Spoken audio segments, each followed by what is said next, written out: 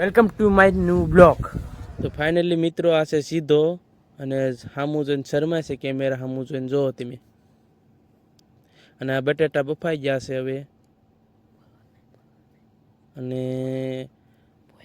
પૂરી બેન હવે ચટણી બનાવે છે તમે જોજો. અને પૂરી બેન એવો પાવડર નાખ્યો છે. એટલે આ તો અંદરથી પાવડર જેવું નીકળ્યું હકીકતમાં.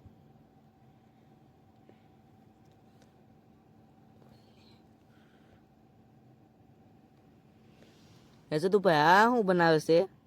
હા પૂરી બેન પાવડર નાખે જો અંદર. શેનો છે? એ મને નહીં ખબર, ચટણીનો પાવડર હોય એવું લાગે છે. અને આ બીજી પડી એને તોડી છે પૂરી બેને. ઓ પાછો પાવડર નાખ્યો છે પૂરી બેને. એટલે આ પૂરી બેન કેમ શાક બનાવતો હોય એવું લાગે છે.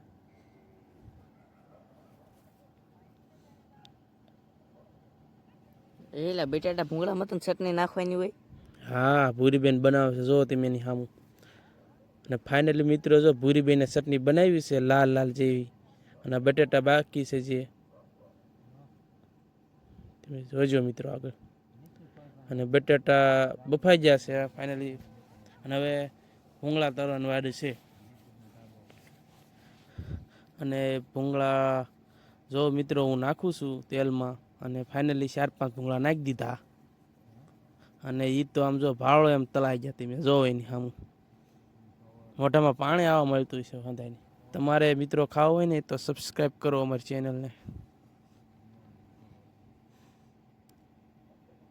અને હું તો દોથાને ભેરી ભેરી નાખવા જ મળ્યો. અને એ તળ્યા તળ થાય જોવો તમે ખાલી.